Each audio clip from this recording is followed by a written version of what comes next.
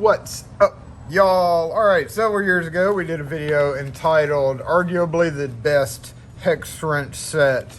My opinion on these have not changed, but I did want to do a quicker video on how to modify it to make these even better. The one reason why I like these is because they are very compact compared to a lot. They're made in the USA, they're made of metal, and they don't have that bulky plastic. And also this part of it, actually, I'll put a picture up here of how they sit in my pocket. They actually function as a great pocket clip. The only problem with these is they come with these nuts and this bolt and nut on one side, and that causes a problem when you are trying to tighten something up against a door.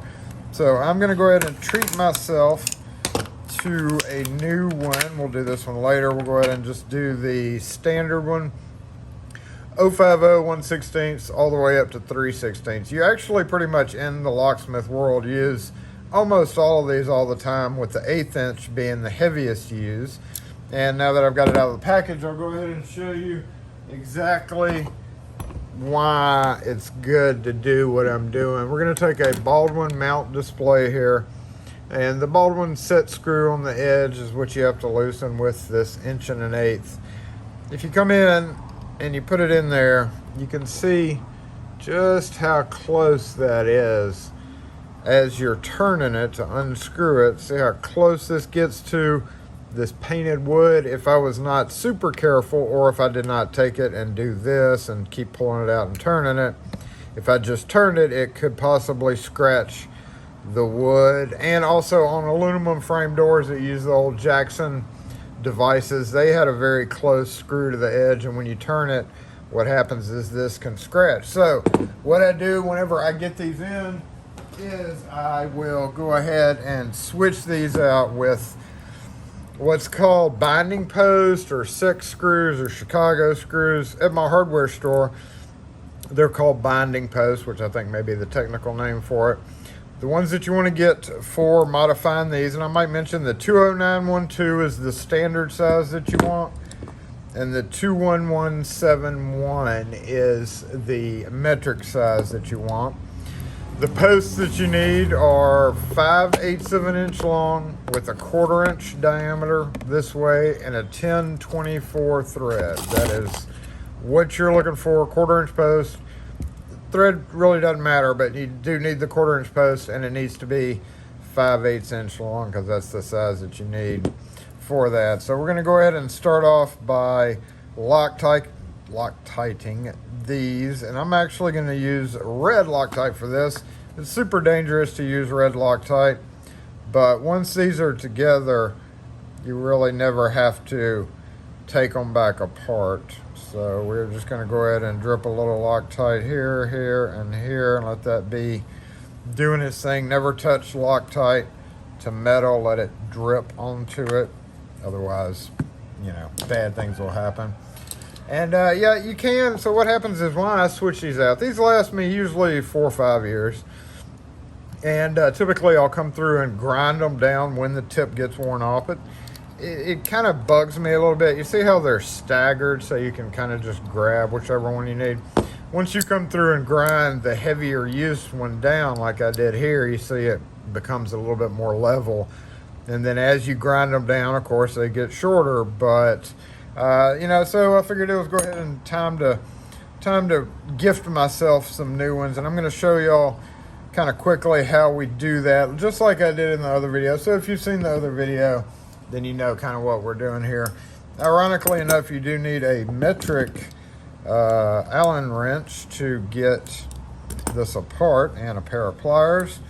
There is a little trick to doing this, and we're going to go ahead and go over that. You do have to be careful of the washers that are in here, so I'm just going to go ahead and back these two out real quick. Yep, loosen it up there, loosen it up. Oh, that one was tight, super tight. All right, so again, each side has a washer. The bigger side has, I believe, a wave washer, and then we got a flat washer, looks like, on that side. So as you take it apart, remember which side the washer goes on. But easiest way to do this, there's spring tension right here. You'll see once I get it out. I have to push that down kind of hard, and sometimes I'll use, let's say, a like a pin or something to give me a little bit more leverage. Pull that out. Now, boom, you can see that spring just pops it right off. So we're gonna lay these out like they're supposed to go, get this one out of the way, wave spring on that side.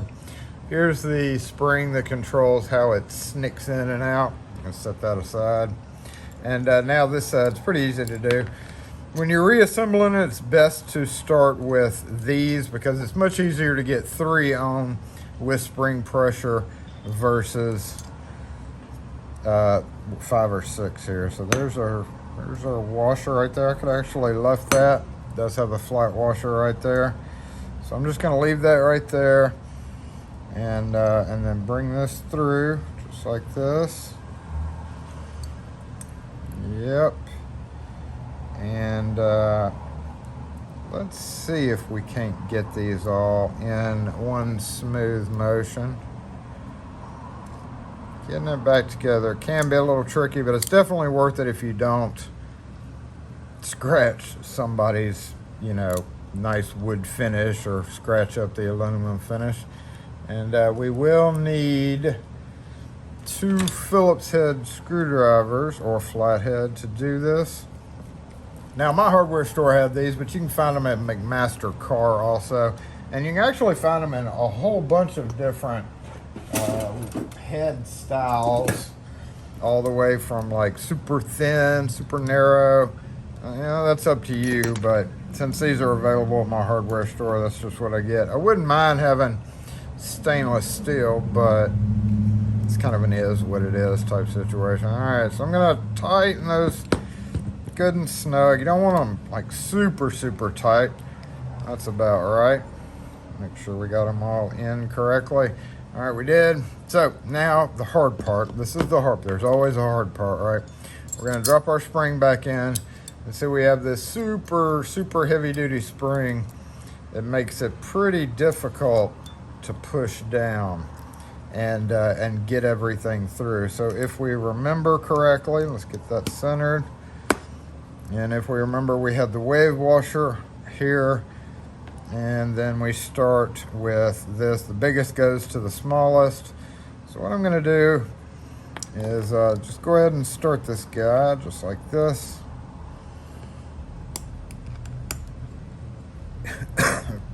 Excuse me. I'll push it down.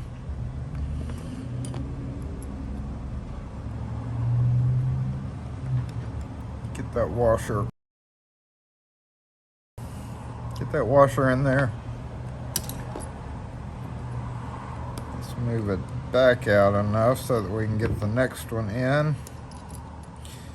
Up just like that. We're gonna have to push down. Again, this is the harder part because you're trying to go against that spring tension there. All right. Oh, go. Okay, that's good. That's good. Okay, let's push this out of the way to get the next one on, which is here. Make sure you're putting them on right, y'all. Save you from having to take it off again. Okay, and then let's make just a little bit more room for this fat boy. All right. Okay, now I'm going to push down as hard as I can to get that to go through. Maybe. Again, this is your kind of your hardest part. Now, one thing you could do is you could take a little clamp and just clamp this together. That may actually be easier to do, but we are not gonna do that for this video. We're just gonna try our best to get it through.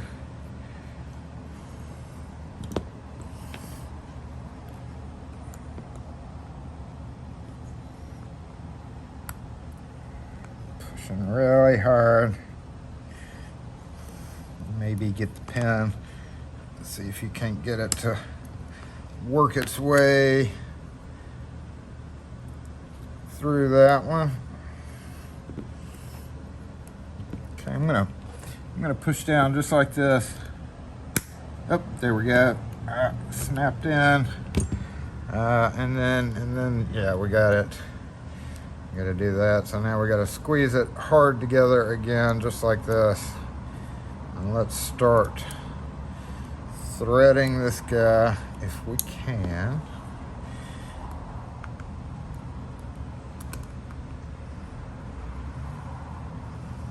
Definitely helps to have a little clamp to clamp it up. There we go. Just like that. Okay, make sure, yep, that's right, that's right. Push that down and then go ahead and give it our final tweak.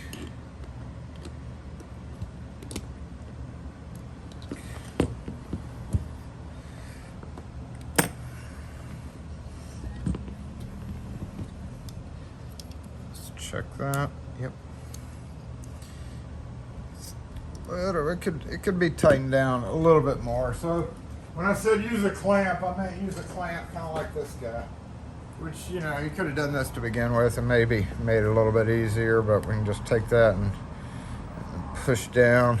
That actually doesn't have really a whole lot of force to it, but it'll help. It'll help a little bit. All right. Go ahead and tweak that, tighten that down to its final spot before the red Loctite takes effect. And unclamp it. Oh, there we go. Just like that. Make sure all your things come out like they're supposed to. Looks good. There's always kind of an issue with the smaller sizes, which, yes, you do use. Having the 050 and the 1/16 is pretty important, I've found. It's better to have it than not have it. That's why I prefer the 209-12 and the 211-71. So, giving it a few goes. You could also go ahead if you want to, just to give it a little protective surface layer. You can come in with, you know, let's say Houdini. I'm just going to soak it all and then let it dry. And, maybe make it last a little bit longer. But as you can see, the difference between a brand new one and one that has been heavily used right there for about, I would say I've had this one going. I think I may have been using this one since I did that last video. And yes, I have ground down the tips to make them work as they wear out, but there we go, y'all. Making the Eklind 209-12 and 211-71 a better, even better hex wrench set. So anyway, if y'all have any questions or comments on this video or any others, post them in the comment section there, and we'll catch y'all next video.